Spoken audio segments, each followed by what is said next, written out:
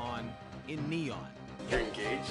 Almost, yeah. Is that him? Well, it's that time again for another commentary, another award-winning, exciting, no frills, all thrills commentary. This one on episode 8 for the TV series in neon. I'm Erik Sprowls. I was the series creator and director, and with me this time out, I have ladies. I'm Mary Muhly. I played Cindy Razzi back in the day. Is it Cindy Razzi or Razzi? It's Cindy whatever. Yeah. Okay. Cindy Raz something. Cindy. I believe it was Razzi, but I pronounced it wrong. Razzi. Everybody else pronounced it right. Oh well, good. That way you got into the character, so it's pronounced, but it's like pronounced this way. And with me also is another lovely lady. I'm Brianne, and I played Jennifer Burns. And Brianne, what's your last name? Dalphonso, sorry. Everybody knows me by now. My goodness. It's because you're famous, right? Hey, here's your hat. And we're going to take you on a tour of episode 8. I'm clarifying that, Mary, if you recall. Before I said it was episode 8 and we were doing 9. Yeah, this one's 8. This was episode 8. This is that one. Not one. You know. And we are starting the commentary through the previously on in neon montage because it picks up right with the action before the usual open comes on. So, as you can see, we're just rolling through here. Oh, and we come to why the cliffhanger from episode 7, which is Laura is going to go kill herself on the train tracks. Oh, damn. You sound so happy. And Mary wants to save her above anyone else. And as you can see, all the snow here is digitally enhanced.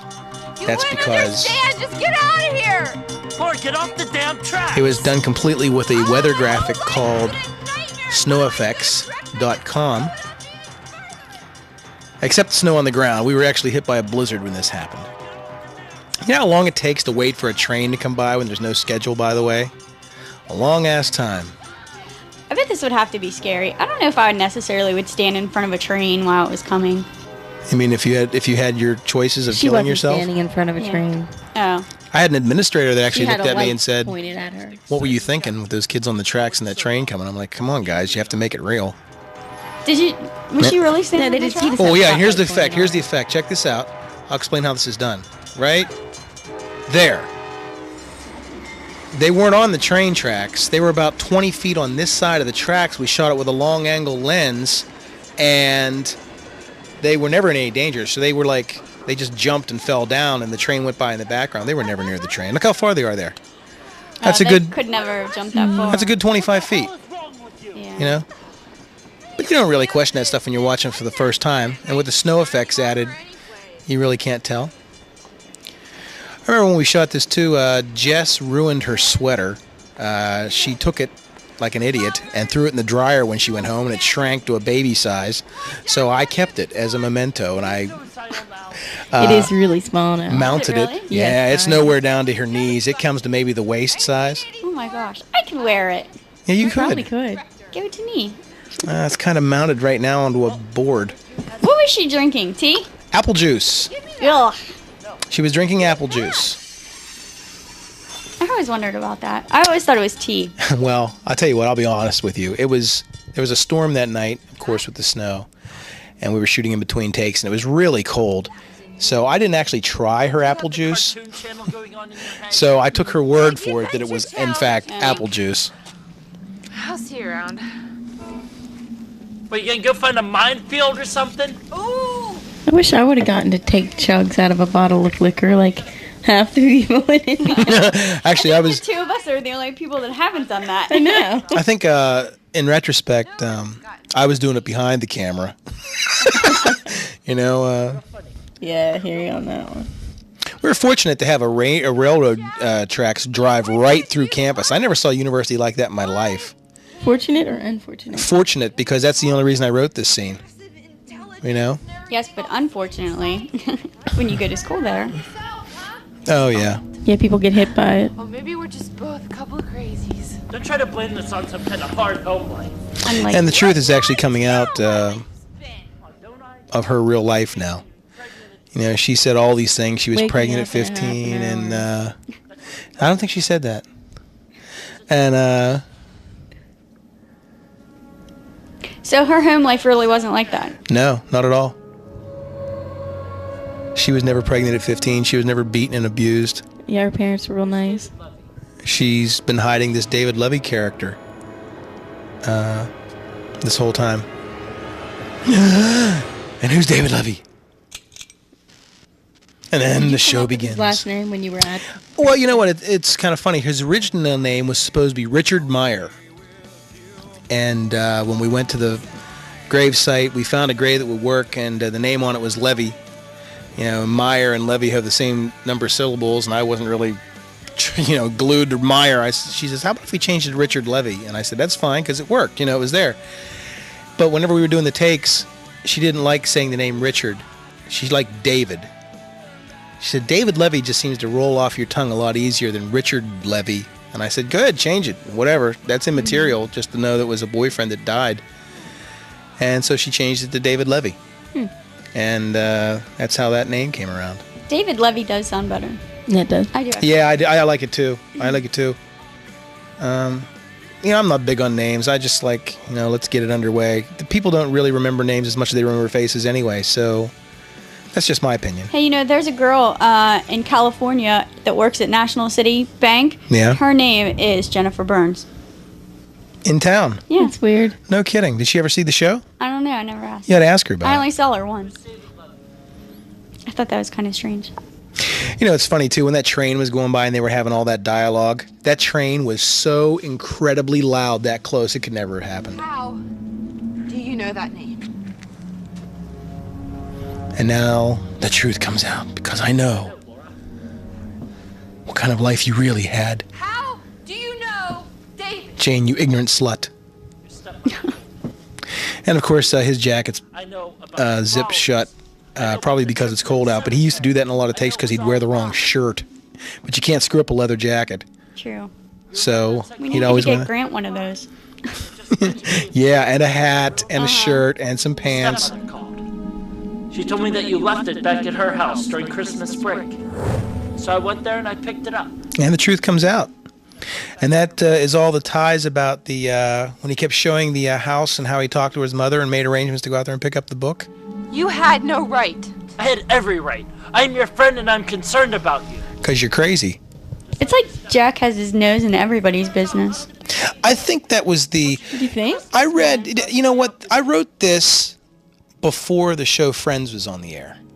That's how old this is. And it was just laying around for years. I wrote this when I was down at Channel 7. I worked at a CBS affiliate. And I remember them saying when I watched a commentary on Friends once that they wanted the group of friends' friendship to be so tight it was almost incestuous. And I thought that was an interesting quote because you want that friendship to be so tight on this show. And I even thought that when I wrote it, that you want everybody into everybody else's business because that's what it's like if you've ever had really good friends I that wasn't tight. in anybody's business ever. Neither was I. What? Never. You I never both talked were. about anything that didn't have to do directly with my character. Really? How's this Megan thing working out for you? And the fact that you saved Cleve's Megan, life. Yeah, but that's my character. I love. But you were Cleve. into That's his why I'm in business. business because I love him. But you were into his business. No. Yeah, you were. You were affecting it with Megan here. No, I considered that to be my business. Really? I never saw it that way. What about me? I was never in anybody's business. No, you were the one bystander. Remember, you were the one group outsider from the group that came in. Yep. I was the innocent one. This is actually her real dorm room. See all that writing on the wall back there? I thought that was the oddest thing. She had some original stuff in her room. She put up wax paper all over the room, and if something interesting happening that day, she wrote it on the wall. Oh, wow. I thought that was kind of neat. I have that same comforter. Do you? Yeah. That was her real room we shot that in. But I liked the fact that everybody seemed to be in everybody's business awake at for some this way or picture. another. This is at High Point. Yeah. You say High Top. High Top. Yeah, this was shot at High Point You Restaurant. were always sitting in bars together. Well, when it was written, these two were supposed to be the two degenerates of the show, you know? The ones, she's sleazy and slutty, and he's just like, he'd care less. He's always has a drink in his hand. When we originally wrote that, Jack LaFever originally wrote it with me. He was supposed to be a real downer. And, you know, while it's important to, while it would have been nice to shoot something like that, the university TV station airing it, they would have said no. You know, the censors would have said, or the powers that be would have said, you can't have that. This is representing the school. So we had to make it a little bit of light and fluffy in times. I'm amazed we got away with the fact that he's having a drink, which is actually water, by the way, so no one to get bitchy. I didn't even realize it was supposed to be a drink. I thought it was supposed to be water. Yeah.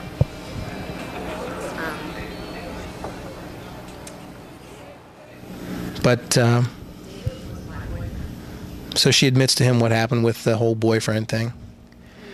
And the reason that this takes place here at High Point, it was so incredibly cold that night down there on the train tracks. All of this dialogue was written for the train tracks.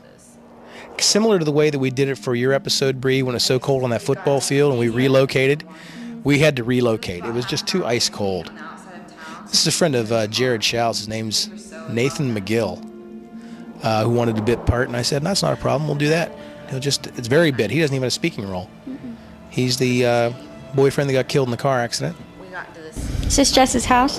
Yes, this is her real bedroom when she was living on campus. This was her apartment. Actually, this bedroom is not hers. It's her sister Bonnie's room. But we shot in there because it had a lot of photos on the wall. And fortunately, because it's her sister's room, it had a lot of photos of her and a lot of music that you could see her listening to and stuff like that. And a rotary phone. And a rotary phone. You know, it's technology. I want a rotary phone. People still have rotary phones? We had one until 2 years ago. We didn't have any. Get out. Really? Mm-hmm. I don't think I have one here in the house. I don't think I have one in my house either. She looks a little pathetic here. She has mascara running and stuff. I wanted him to, to chase me, to play the game. And she went to bed. Now, this guy that comes in is her real-life father. That's Jess's father. And she asked if I could give him a bit part. I said, yeah, there you go. You'll play your daughter's father. There's a stretch. You see some of the photos on the wall have her and her sister in it. Yeah. So it was convenient. It looked like it was a place, that she would have grown up in. You added a lot of stuff for her character later on. What's that? You wrote a lot of stuff, and she wrote a lot of stuff after the show had started. No, this was in the original script. This was in the original script. This story is based on a true story, actually. Not the same set of circumstances, but the way it happened. A friend of mine that actually got hurt, killed in a car crash. I guess you call it the inspiration that wrote the scene here. Mm-hmm. To me, for an argument that I started. There's a lot of people on the shoot this day for one reason or another. We had This was shot on the real same day that we shot that train stuff. It just got so cold, we just drove up to the bar. And I called the owner, and I said, can we shoot in here instead to do some stuff? So anybody that was on that shoot at the train, when we relocated, it was only dialogue between her and him. But I think we had a big crew. It was like Chewy was there, and Courtney was there, and Dustin was there, and all these people were there. And, we didn't need them. We could have done, you guys have been involved. We could have shot this in our sleep. And I can't remember if she actually worked up tears or not, or if she took something out of her drink and put them in her own eyes or what have you. But I think when she keeps wiping, she keeps wiping. You see our mascara is all smudged and runny? I love that shit. 'Cause she looks like she's totally breaking down and her life's all unraveling. That's why every year... And there's the truth. She never had a bad home life. She lied to him all this time. And she was hiding a very terrible secret that she was responsible for her boyfriend's death. Now, none of the other cast members ever find out about this, right? Because I don't ever remember her talking about it. No, it was her and Jack's secret. They never really... That's what I thought. I think it was probably something that was just kept between her and That's Jack. That's why I couldn't tell you guys. why I never told anyone. Laura, you can't live your life like this. I think it worked out pretty well. It's kind of a long scene, but there's a lot of things that had to be said there, you know, because you've been led for half of the series to believe that she was this poor, pathetic loser who had this horrible life, and the truth of the matter was she was a princess, and one incident happened that changed her life forever. You know, I think that's one thing that you wanted to say about the show is there's always one incident in your life that could change things. Yep. And it makes it so true because I mean, this is actually something that could happen to somebody. That could Yeah, it change did. their life. It you did know? actually. It's different. But I'm saying, like, overall, like the whole soap opera, like these are like realistic things that could happen. Yeah. It's why it makes it so. And you know, believable. with the exception of some cheese and fluff, and a lot of times we throw in comedy or cheesy, poofy, whatever, and because we want to have cheese and a little bit of overacting in the show. But the one good thing I think about the show is we always concentrated on things that could really happen. Make it believable. Yeah. You know, it's unlike other soap operas where you have, you know, doctors and lawyers always running around stabbing each other in the back. We had some of that too, but it was... A real soap opera, the house actually would have been magical. Yeah. Well, in a real soap opera, there wouldn't have been a house. There would have been like cardboard walls, and you go out the front door, and all of a sudden you're getting donuts on the offset, you know, or going up an elevator somewhere. And if you look in the background on the right, there's Mikey Nemesek and his girlfriend that were in a scene. They were down there on the train shoot with us. And Chewie actually walked across there at one point. I didn't even notice. Yeah. Whose CD player is that? Uh-oh, here we go. Whose CD player is it? Yeah, is that yours? I think I borrowed it from a friend, actually. It was Bree. I like that little shirt you have on. Hey, thanks. That sparkly thing. Now, here's funny. Ever notice how many times in the series Jared comes out of the house yawning? Mm-hmm. I can think of 3 off the top of my head. Or drinking. Mm-hmm. You know, that's because I wanted him to be a Bluto. He was based after a friend of mine who was like a party animal. And you guys have probably had him. His name was Jim Stewart. And he was a party animal, man. He would party till 6 in the morning. And I remember we all went to the beach one year. And he'd be like, man, I can see the sunrise from my bed, you know. And because he was just total party man. And that's Brett. That's how I wanted Brett to be. He actually turned out to be real well. Good job of it. Yeah, he did. If I had to do a flip, I'd land on my butt. A former strip. I also remember this scene. We were fighting the clouds a lot. Like it was sunny, like bright sun. Like right there, it's not so bad. And then it comes on really heavy later, and we just couldn't reschedule. We don't have time. I remember that. You know? If we had a continuity director and we had more time to do this, because this was an epic. I mean, it wasn't a 2-hour movie or a 1-hour short. It was 15 hours. Yeah, because there's actually a couple times in this scene where it gets real dark and... Yeah. Well, look how cloudy it is there. Mm-hmm. And there was real windy this day, and there was a problem with the audio. If you remember, we hear a lot of this, you know. Yeah, we needed 24 hours of daylight. Jeez, that would have been great, no huh? wind. Mm-hmm. No wind. We needed it. And a crew to walk around getting us donuts whenever we wanted them.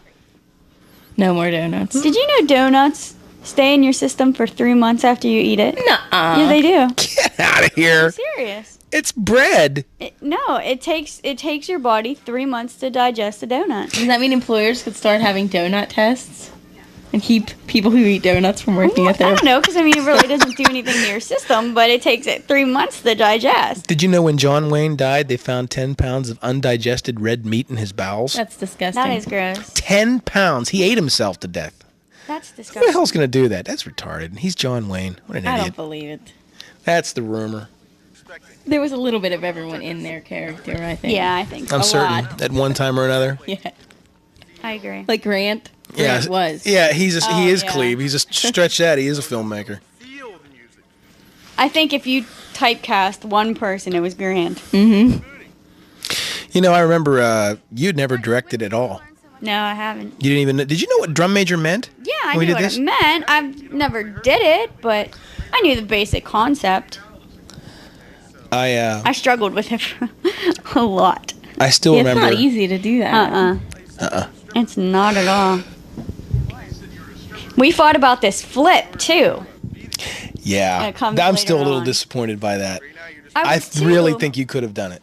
What? I am supposed to do a flip at the end of this scene. Well, I don't know how to do a flip. And Eric's kind like, of a flip? A backflip. What? Yeah, that's why she's on the chair. How is she supposed to do a backflip? He's supposed to help her. Well, She's supposed to drop back into his arms, and then he would flip her legs up over her head, and she would land on her feet, and he would catch her. Ooh. And I'm thinking, okay, she has a very petite, tiny frame. I'm thinking Jared could do that. He's a big guy, he could handle it. But she didn't want to do it, and I said, well, I'm not want to push you to anything you don't want to do. So we tried to shoot it in a way where we kind of covered that up.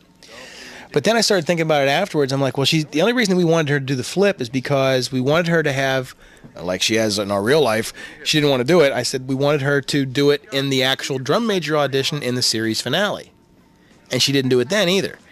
And we just abandoned the idea It's after a while. impossible. I mean, you can't just like. I've done a flip Do in a drum back- majoring. Yeah, but I can't do a backflip. No, I just can't stand there and do a flip, but you can from elevated height, which is she's on a chair. Yeah, but I can't do a flip from an elevator. but if you Oh, remember really? when I did my audition scene, I wouldn't have had anything to flip from. Yeah, she was standing. I was standing. Unless you went off the stage. Okay, let me go off the stage and go get a chair in the middle. Yeah, of I guess you're right in put a chair retrospect. in there. But see, the reason I had the idea is because I remember I had never done one either, and I did one only once when I was drum majoring. We did a performance in Pittsburgh Public Schools. It was Pittsburgh. They have an AstroTurf field, and I was on the same box that you drum majored off of, and I had to flip off the box backwards, land, turn around, and bow because that was the end of the show, and that's, it was hard. But I thought, well, maybe Jared could help her. You know how he could spot her, how he could spot you. I love Jared. I don't necessarily trust him with my life, though. I mean, True. if you think about it, my life was in his hands. I mean, guess. if I fell back and he wouldn't flip or he dropped me or something. Fell on your head, broke your neck. Yeah, I would have felt bad. I would have been dead. Oh, I said I would have felt bad.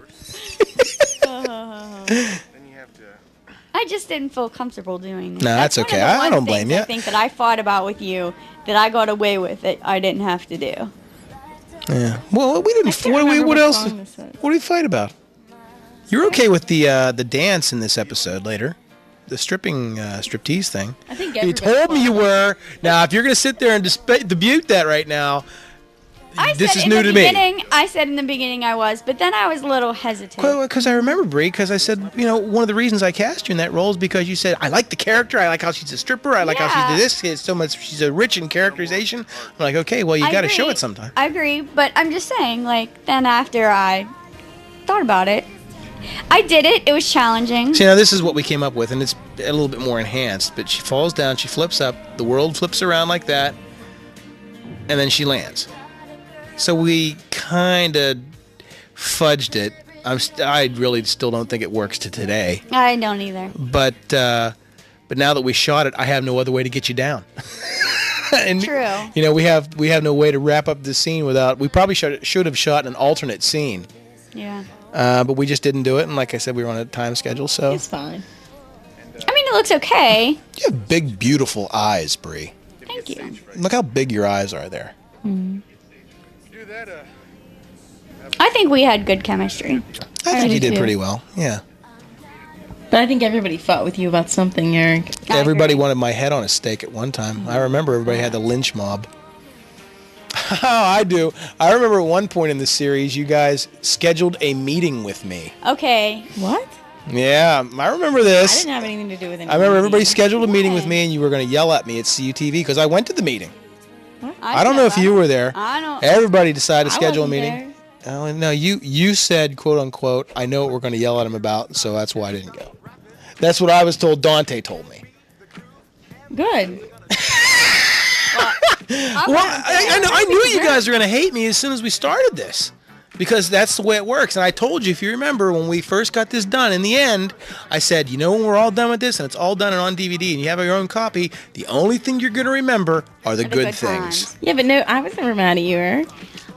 Well, I think the lynch mob really, who wanted my head on a platter more than anybody, was like They wanted my head on a Dante, platter, too. Dante and Because there was a room we didn't get it done in the time allotted. It's a one-man operation. It was too big for what we wanted to do, and we got it done. So This is everybody Cold had Sore Central here. What is that thing on your face? I'm really bummed out because I got cold sores. I love your hair, and I love your hair in this scene. That looks good. Curly. What's wrong? I just wish things would go back to the way they used to be. Now, I remember when we shot this scene, Jared was shooting a scene for his movie down below, downstairs for, I can't remember, I think it was The Easy Buck. He was doing a short. And they kept doing this song where Dante had to sing. He was in that too. Yes. And he was singing something. I kept saying, "Shut up!" And they're yelling up, "You shut up!" It was funny. And they still have Christmas decorations up on the banister. Now, this was a shoot, I think I first met your niece or cousin. Yeah, Autumn, I think was there. You brought your cousin to the she shoot. was. Yeah. And My niece. she is just a great person. That was your niece? Yeah, she's a nut. Yeah. Oh, I thought she was your cousin. Which is kind of funny. It's how she's your niece, but she's like almost the same age as you. 22, I think. 22 at the time when this was she's done. 22 now. Back then she was younger, like 19 or something. Yeah. Remember, after the shoot, I had people over my house, and you and her came over. Yeah. Remember? I have it Grant all on came video. over too, Grant right? was there. I have it all on videotape. I watched it the other day. I thought, oh my gosh. That's when Grant and I started hanging out. I was like, who is that girl with Mary? That was funny. I'll have to dig that tape out and show you. Oh, you taped that? Oh, yeah. My camcorder was out the whole entire time. Oh, I would like to see. Oh my, you didn't even know. I totally forgot about it. Private lessons. And it's where you first tell everybody that, Felosi's sexually harassing you. He's a sleazeball. Like in real life. Forgive me, How was Michael. that working with Michael Slavin? Like, when you messed up, like, I never really worked. I didn't know. He was real It's a understanding. dream Really? to work with. Yeah, because he didn't memorize his lines before he got there. Mm-hmm. And if there were any scenes I memorized my lines for, it was over that. Yeah, I remember the funny thing is about shooting that stuff with Michael Slavin. We only shot the entire series of stuff with him in like 2 nights. He would bring changes of clothes with him. He brought like 3 or 4 changes, and we'd shoot like one scene for episode 2, stop, he'd change, then shoot another For scene. some of them. Yeah, because you have some of my clothes on. Yeah. We would have changed like 8,000. I do remember that now. Yeah. That But was I just, interesting. I working with your peers is different, when you... I was nervous about Yeah. it. Definitely. She was looking kind of dumb with her finger and a thumb and the shape of an L on her forehead. That montage was a lot of fun to shoot. Yeah, I have something we got to tell you about that montage. All right, that's when we not come cold to it. sore shot. I like the sparkle on your eyes. Thanks. I don't. I hate it. Okay, and this shot, okay? I just let the tape roll. I don't even think you guys knew I was taping in there. Yeah, some of it. I could tell that. Because, let me tell you why. Grant picked up a book that was yours in that shot. And I kept it here. And was reading. That's it right there. That's where you're like, give me that. Don't read that. Or no, Bree was reading. It was reading poetry or something you wrote. And you're like, give me that. Don't be reading my poetry. I thought that was awesome. You guys look like Christmas twins there. You got green on, you got red on. Yeah. Pink. More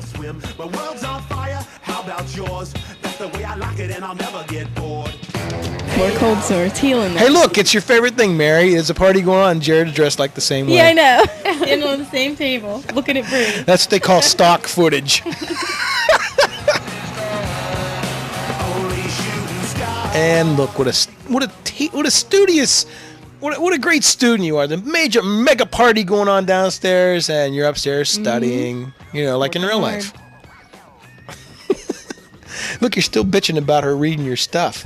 And Grant's just laying on He's the just floor. there. You know what? He found a book that was laying around the house. It didn't even belong to us. He started reading it. This is stupid. I remember when you shot this scene, you're like, Eric, I don't want to spit it back out. It was disgusting. I only did that one. Yeah, I remember that. Don't lie, you did it a couple times. Yeah, it was like Mary Spitz.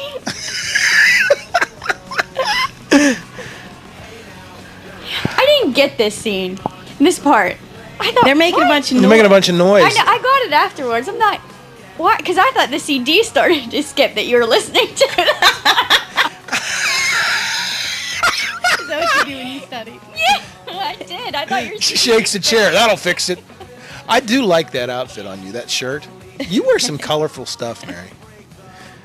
Yes, you- That outfit actually wasn't mine. I borrowed. Oh, yeah? It's colorful. I like that. Tie-dye. Mary, do you have any of your own clothes? I was like, oh, that was somebody I borrowed. A lot of it I got off this girl Ann. You know, it's funny She was when- my wardrobe help. When Grant came in that door and says, want some coffee? Remember he came through? He actually locked himself out of that door. And he couldn't get in. Dork. Oh, this is the scene we were talking about earlier. Bree, this is the scene that she first felt. What was he saying to you there? He's like talking. He had to have been talking about himself. He was just being stupid sexual. I just can't. I don't even want to talk about it. I know you have to because it's commentary. Yeah, I love when Mrs. Filbert catches him doing dumb things.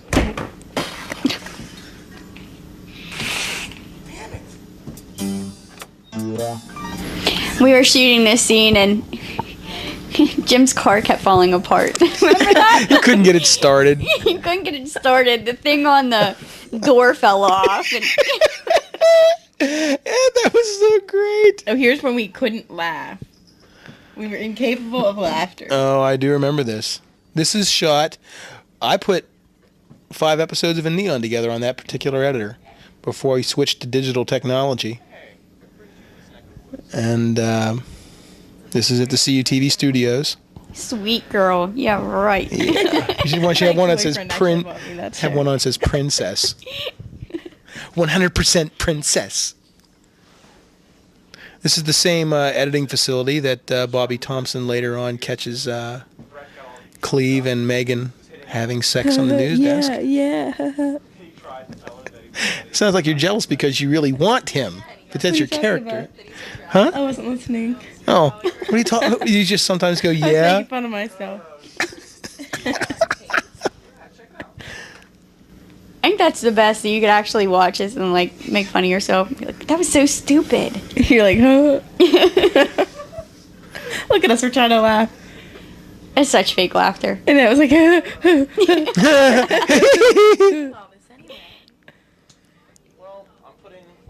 it's okay. My character was fake laughing. Yeah, she was. The one I've been talking about so much. Oh, that's great. So then we'll have something to look back on. Yeah. So, Senator, was that you all drunked up with the college co-ed?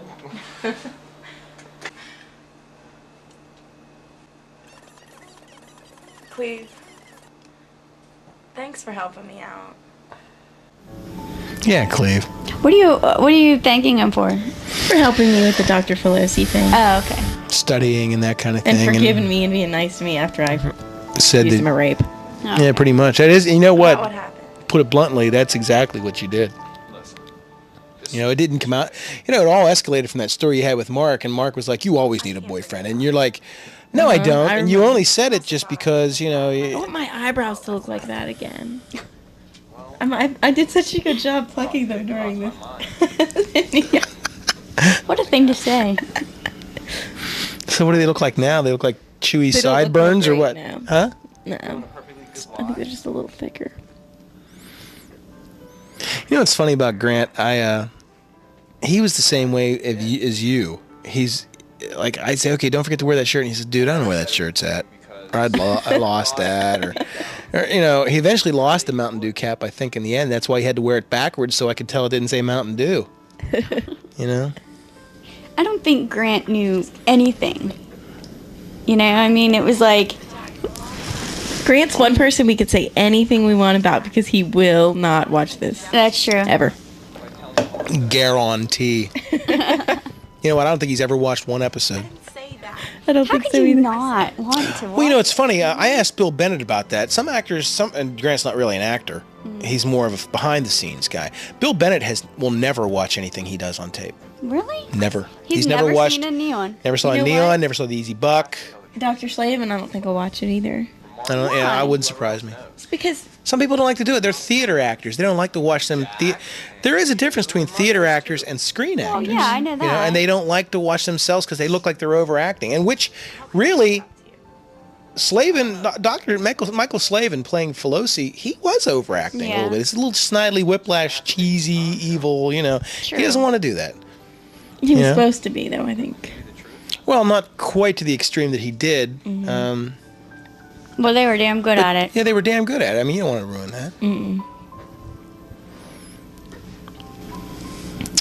that. All she ever does is sit around and feel sorry for herself and think, God, I'm an idiot. I always do something stupid. And guess what's happening now? Can we fast forward this? No, we're going to break this down segment by segment with slow-mo and different angles. I remember... Here, I'll be gentle. We'll ease ourselves into this scene. This is Bree's controversial scene where she is having she's having a real bad day. No, she had music when we did this. Did you? She's having a real bad day practicing, and when she sits down, she's all defeated, and she starts thinking about what Brett told her. Says, you need to be more loose up there. You got to think about your roots. When you did that stripper stuff. And just happens that the right song comes on that, in reality, Bree chose and choreographed this whole thing for. And she pretty much danced it. We shot it from about 20 different angles, the entire song. I mean, There's a couple times where I almost fell off the chair, lost my balance. Yeah, because she's shooting it with her eyes closed. Yeah, that's hard to do. And it's yeah. And now, all my friends that have seen this, we go out and this song comes on. Oh, God. And they say, hey, Bree, do your thing. Yeah. Needless to say, I love rock and roll. You know what? I did it once. Are you serious? I wish I would have been at that bar. With the tape You heard recorder. about it. Ooh, is that the one? Yes. Oh, good for you. I wish well, I won't get into that, but I got it. I'm dying to ask questions after we're done with this commentary. Yeah, I did it once. Now you choreographed this whole thing. You did a really good job at it. Now, you know what the funny thing is? I remember after we got done with this, that very night, you said, I want to look at some of the stock footage. Yeah. Or maybe it was a different night. And we went back. It was a different night. Different night? Mm-hmm. We went back to the studio, and you wanted to look at it. And when you looked at it, I remember you were so upset. You were like almost in tears, saying, this sucks. I thought it did. And I said, Bree, you got to trust me. It's not good. You're like, but it looks... Because you were looking at it from one angle, the entire shot, or that shot, or overhead shot. You didn't see them edited together. And I was like, you got to trust me. All right, I'll put it together, A funny story about this was my aunt and I were in Walmart. Oh, I remember this. This aired. Somebody come up to you. And these 3 guys approached me. My aunt had no clue that I did this scene, because I didn't tell her. And these 3 guys come up to me and they're like, you're that stripper chick. On the My neon. aunt's like, what? They're like, dude, you're the girl that dances on the chair in a neon. Now, my aunt has no clue. Oh, wow. Ooh. And I'm like, that wasn't me. And my aunt's like, you're in neon. I'm like, yeah, that was somebody else. And they're like, I won't tell you exactly what they said because. Oh, go ahead. There's swearing in this commentary. Can I say it? Well, the one guy looks at me and he looks at me up and down and he goes, you're hot. And the other kid looked at me and he goes, I'd fuck you. Right in front of my aunt. And I'm like, oh my God. Isn't it amazing how TV carries over into the real world? They all think that she's easy because of this scene. And it's just like, I That's just stupid. stood there and my aunt and I left Walmart. And honestly, we're standing in the parking lot having this huge fight. And my aunt's like, I can't believe you're a stripper. You never told me. And it sounded like a real life conversation, like a mother yelling at her daughter for not telling her that she was a stripper.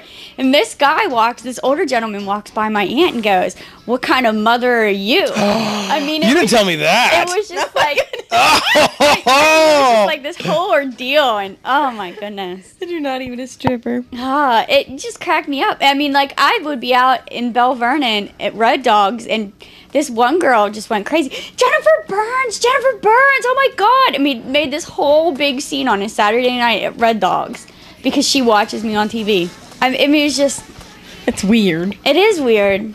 Yeah, and then we sit here and we wonder in Hollywood how people get real stalkers in real life. Seriously. And people that can't differentiate between a character and real life. Like that guy that says, yeah, I do you. Yeah. Yeah, hey, stupid. It's a TV show. I mean, it was just like, I just hung my head and just tried to, oh man. You did a pretty good job with that, I thought. I mean, you did it, what was it, 20 different angles, so it was a 3-minute song. So do the math. How long were you dancing? And that was all in one night. Oh my God. And it was just her and I. That's all I wanted it. Just I remember you said you didn't want anybody else. Yeah. And I think if you would have had your druthers, I probably would have been there if you could just do it with the camera. Yeah, I would have much rather preferred that, but that I don't was blame kinda you. Impossible. Here, let me dance and hold the camera myself. I think you did pretty good. And I think you do pretty good in this scene, too. This is supposed to be, throughout the entire series, we always talked about the look. Jared always... It's really hard for me to do. No, you've done it before. I've seen you do it to people. Well, yeah, but, I mean, if you don't... the look is something that you give without thinking. You know what I mean? Really. And when you're told, do the look... No, I give it intentionally. Really? Mm-hmm. See, I can't. And, like, you would... What? You do not. Absolutely. You know what the look is, right? She's giving it to you right now. That's not the look. It's the look. That's not the look. I wish you could see that at home. You walk away and you look away. And you look back to see if they're looking. And then you giggle to yourself after you look back. You slut. But I mean, you can do it. It's a reaction, you do it. But when somebody tells you to do it, it's really hard. Yeah. Like, I think the best love stories, though, are the ones that are told with no words and you can just see it in your eyes. And I agree. Know the story. You ever see that movie Amelie? No. You should see it. It's really good. Who's in it? Audrey Tautou. Huh. It's a French movie. No, didn't see it. You're into foreign films. Didn't know that, Mary. No, I like that movie. No, I'm not into foreign. Just that movie. I don't watch any other. And by the way, I think you look great here, Brie. Again, look at those big eyes you got going, But I like it because I like that the best stories I always thought are like when two people look at each other and they can talk to each other and without words and you know what they're saying. That's the greatest.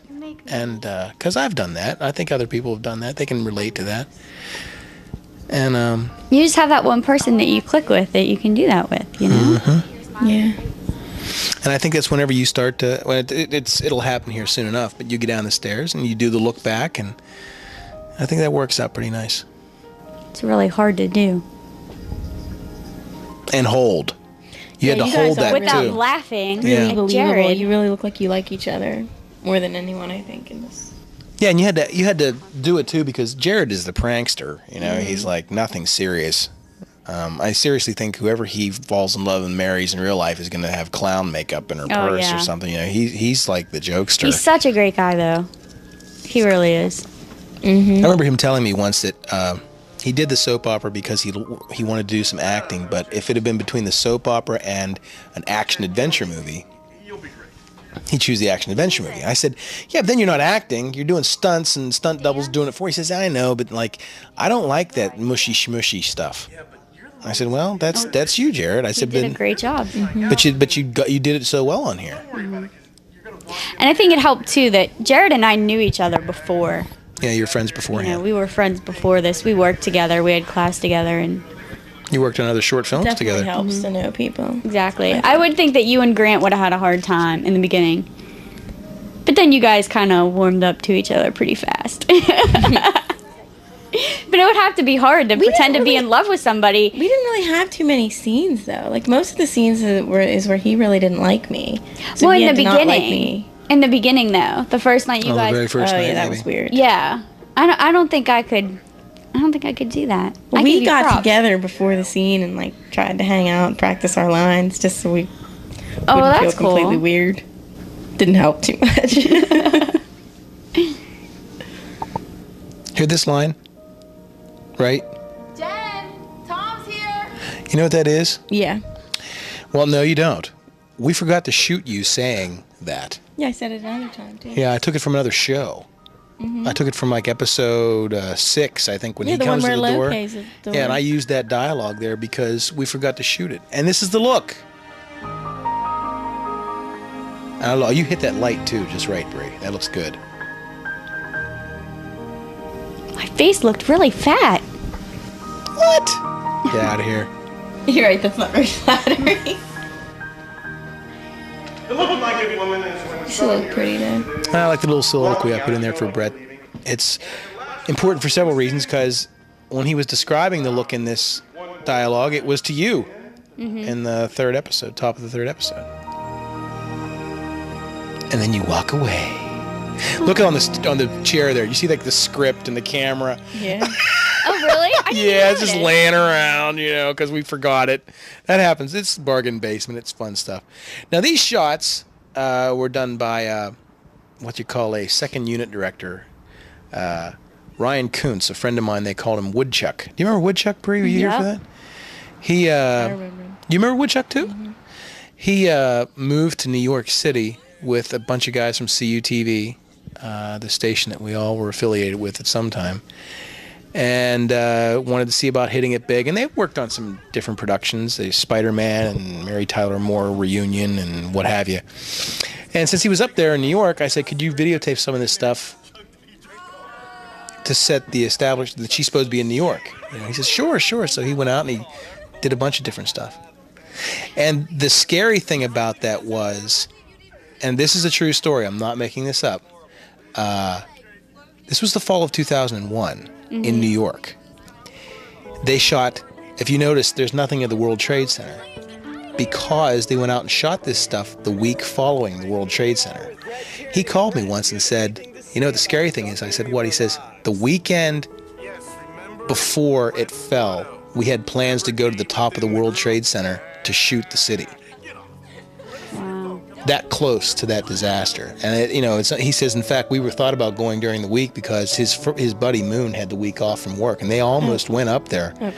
Now that's a little creepy to talk about, but that's a true story. I almost feel like you were responsible. Oh yeah, I would have felt, it would have been horrible. But she was actually there in New York when they shot a lot of this stuff, because this school took a trip to the World Trade Center to see the devastation. Yeah. Yeah.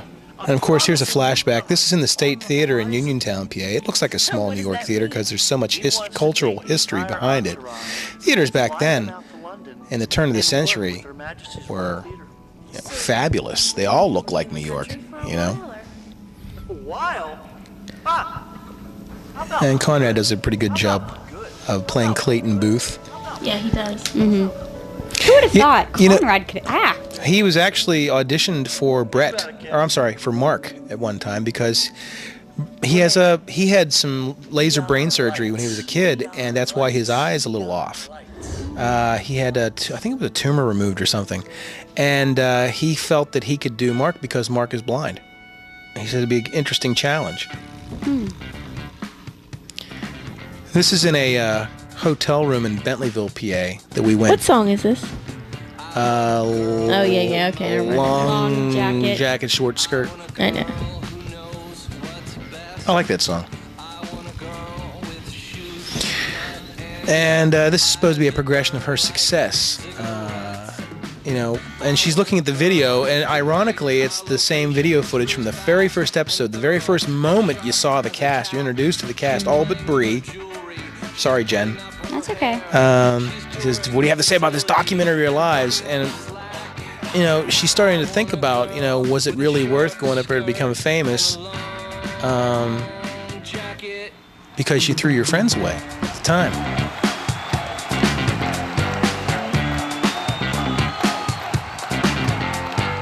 And, of course, this montage is her going through all her success. Well, this was added too, right? I mean... No, this is untouched. It aired this way. No, you added this to the script. Yes. Yes, you're right there. Yeah, you're right there.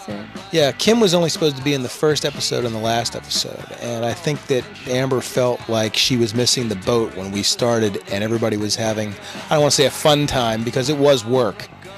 but she saw how good it was. I don't want to, talk like I'm the greatest. I'm saying, but it turned out better than everybody thought it would be.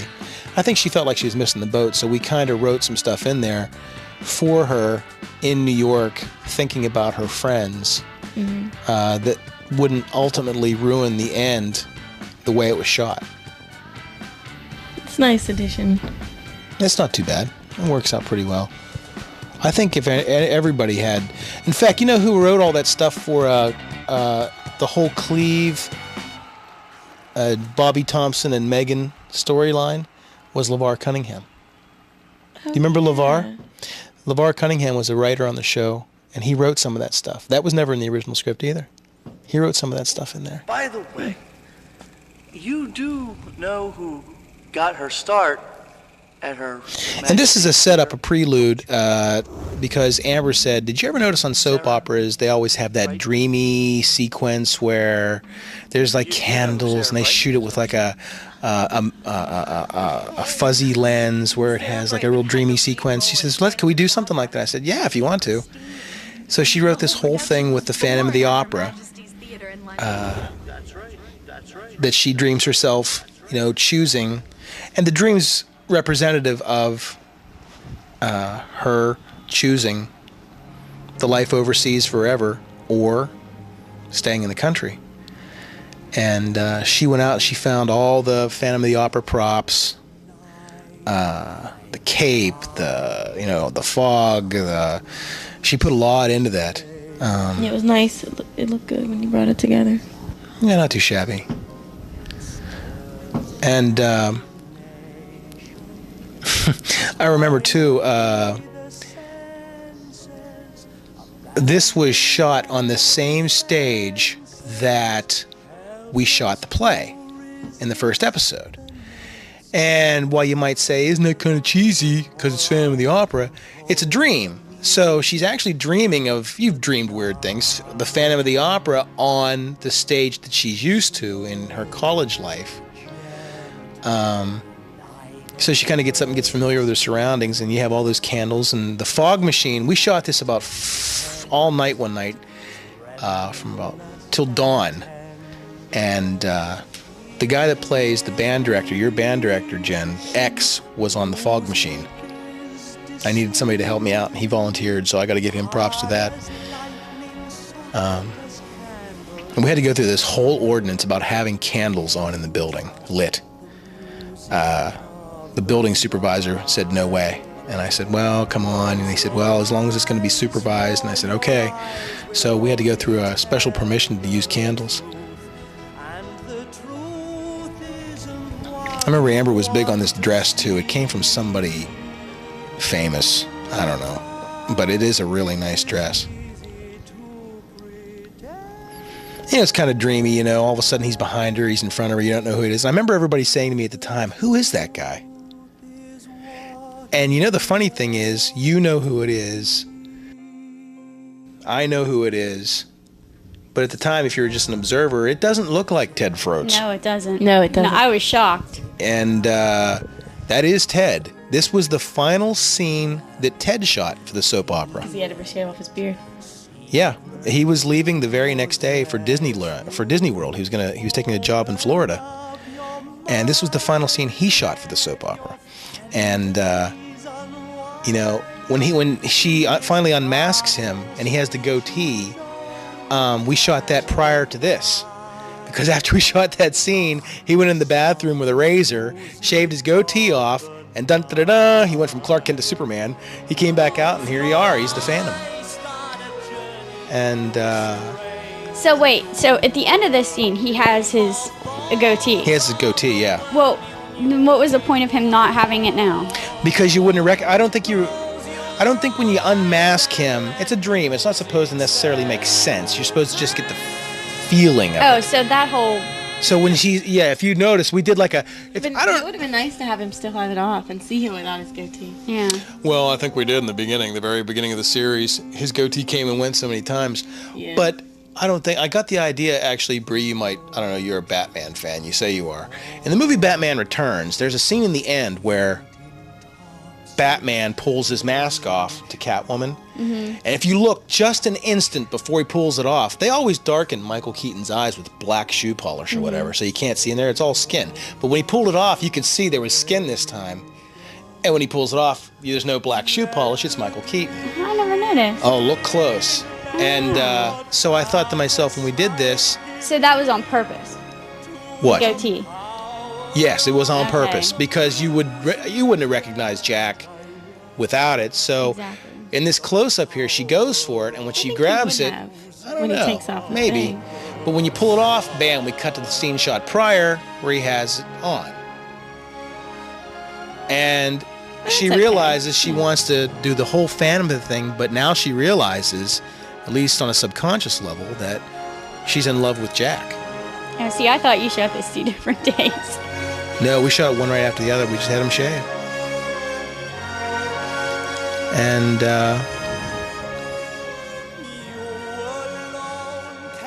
I kind of adjust the camera here because it's a realization that she's in love with Jack, that she's not in love with the idea of going overseas, but it's been Jack all along.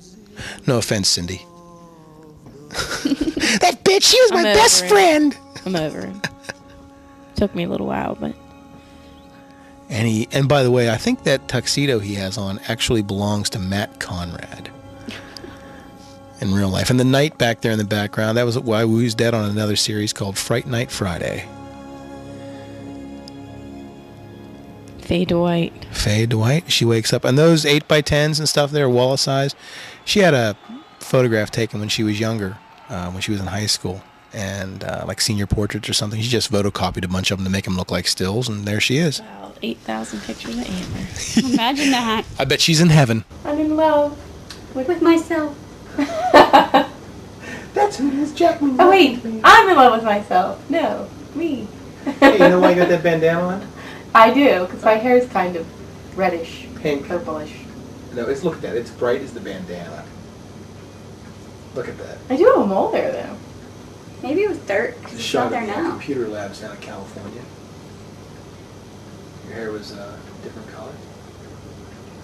But turn the corner. That nose is gone. Oh my gosh. And it's Megan Withers. Her hair is different too. That's what startles you. Yeah, we both have different hair. Mm-hmm. Her hair is really dyed blonde. It's here. really blonde there. And I remember this was her boyfriend at the time in real life. Now she thinks he's scum. Bastard. And you know that this is the girl that's... I told her there, I said, give her a look, Jill, like, come join us. And that's pretty much what she did. Megan's no good, man. She's up to no good. Look at that. She's like, fuck you. Now, the funny thing is, you know that she's dating Cleve, and you just bumped into something you shouldn't have seen. Mm-hmm. Speak of the devil, look who's coming out of the back door yawning. Imagine that. I like Brett. You never see him in class in the entire series. It's because he wakes up at 2 or 3 o'clock in the afternoon. Mm-hmm. That's true. You never see him in class. That's right. He's the only one I think you've never seen in class. That's all he does. He sits around and does drugs. This is kind of a little sight gag back to episode 4 with Dante driving. The mailbox is still smashed into pieces. Not pizzas. And the mailman, he doesn't care. He just still puts the mail in the wrong box, in the smashed up box anyway. If you look closely, you can tell there's no letter in it. Yeah. Mm-hmm. Now, I remember when we wrote this. Tom. Here's my last name. Tom. I think we decided it was going to be Anderson. And why I picked Fawnell, PA, I have no idea because I don't know. I didn't even know there was a town named Fawnell. Is that? I don't know. I don't even remember why I picked that. But we put I remember putting the little hearts all over it. I thought that was a nice touch. That was a nice Yeah, touch. Tom doesn't have the last name. Didn't we say it was Anderson at one point? I don't remember. If you look closely, that's the Just only Tom. time in the entire series you see what college this takes place in. Yep. Where? Northeastern University. Northeastern University. Is that a real university? I have no idea. I wanted it to be generic. I didn't want it to be a specific college. I wanted Of course, to there were represent- pictures of California University of Pennsylvania all over Yeah, the Cal place. 50. Cal.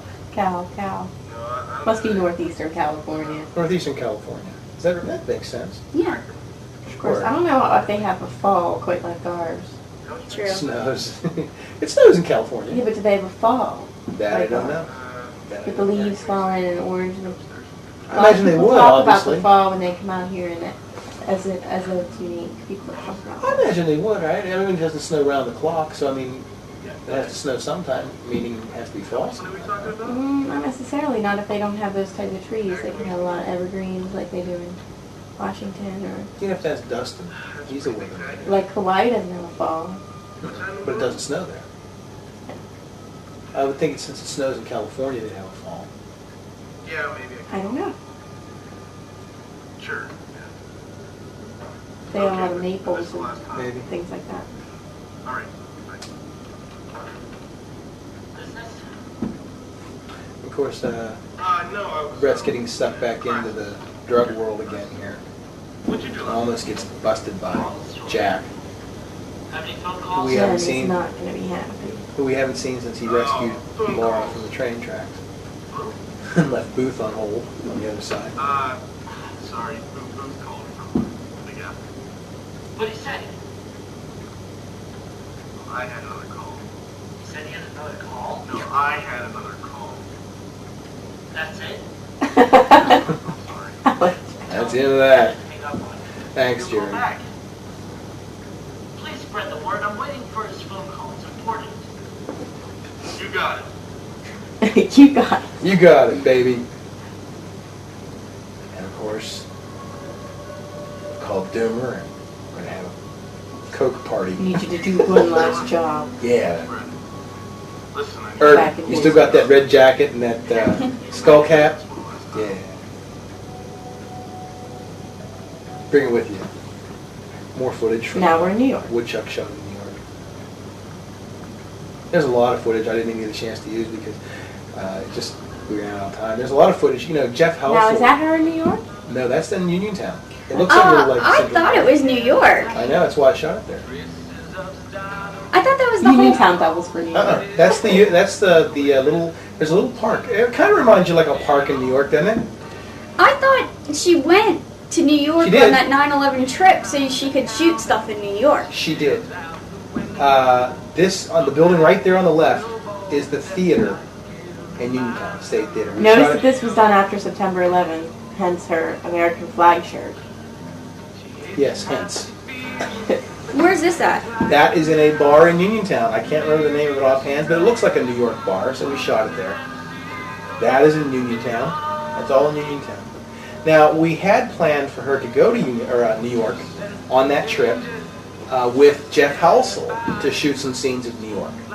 But the scene, it just didn't work out. Like, how can I explain it? Like, some of it I'm going to use, we've used, you know. But other shots is like... It's not as good as It's not like her, it's like her along the river. Where's this? Way in that's the State Theater in Uniontown. That's the lobby. Oh. Like I said, it looks a lot like New York, doesn't it? The whole time I thought all Yeah. of that was shot in New York, the outside. That's what you're supposed to be led to Yeah. believe. So good, it worked out. I That's really actually did. a compliment. Because Conrad didn't go to New York. Yeah. Well, I knew this was in the State Theater. Right. I knew that, but I thought all the outside stuff. Yeah. Some of the stuff we did shoot, we just haven't. Some of it was unusable for one reason or another. Just because it just didn't have the feel I needed. You know. You have everything looking a certain way. You can have something that was completely Yeah. Yeah, that's it exactly. You hit it right on the head. And the outside of the theater looked like a New York, like a small off-Broadway area. You know, I mean, look at that foyer. I mean, that's incredible. That's just turn-of-the-century architecture. You can't. Yeah, I love the school bus. Well, yeah. Other than the school bus driving by, but it's busy. There's cars driving by. Well, I'm sure there's school No, buses I like in the New school York. bus. I think it's bad. You know. You don't. I was gonna say, you don't think there's any school in New York? Or? No, I do. And it's funny because this coming next time attraction says somebody's going to die. And it turns out in the next episode, we ran out of time and no one can die until the following episode. So this is like a mistake. Somebody's going to die. Someone really is going to die next Yeah. time. Who will survive? And it's like, who will die? everybody, because... I just love this. You remember shooting that? Yeah. Yeah, I had a lot of fun shooting that. It was like, we had to go, okay, go to this location, stop. See that wasn't the movie poster. Yeah, that would have been cute. Well, how can you do that? Just take a picture of it. I mean, you mean just the group? Yeah. That's not a bad poster. I like that. Now, I wish you'd have told me about that. I would have made that into the finale poster. I didn't even think about it. I didn't think about it either. I didn't know you were making a finale poster. Well, goodbye, everyone. Yes, it's been fun. Well, we're ending it even though Erik is still talking. They're ending it early, I guess. Mary wants to go out and booze it up. Right, Mary? Yeah. Before we go, I want to say one thing. To do this commentary today, we all came at my new studios, my house, and we're doing this here and watching this on my screen, and the big screen, and Mary said, listen, I'm going to go into the State store and get a couple of drinks. I'm like, okay, come back, have a couple of drinks to watch. And then she disappeared for like an hour. And we called her like, Washington's a big city. I know, we're like, Mary, we're like, are you actually drinking at the bar? No, I'm in the Walmart. Walmart? What for now? She's like, I'm picking up some ice. You can't have drinks without ice. So we have to give her props for bringing back all the alcohol to get us sloppy drunk. Oh, yes. Right? Thanks. Cheers. Cheers. Here's Xavier Maxwell. That's X's real name. X.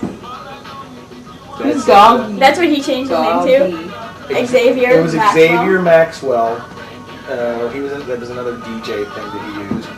And just because he has like 100 aliases. Okay. And the footage, we had to thank because we had the overhead shots. There's everybody in here gets thanked, even the Mr. and Mrs. Sprowls Cooking Company. Yes, which provided very, very, very, very good. Yummy. But there you go. That was episode 8, as long as it was. And we're going to sign off now because we got to get out of here. We've got other plans for tonight. Yep. Isn't that right, Mary? That's right. That's right. So, for Mary Muhly, and I feel like I'm signing off with the news. I know. For Mary Muhly, Brianne Dalphonso, this is Erik Sprowls. Later.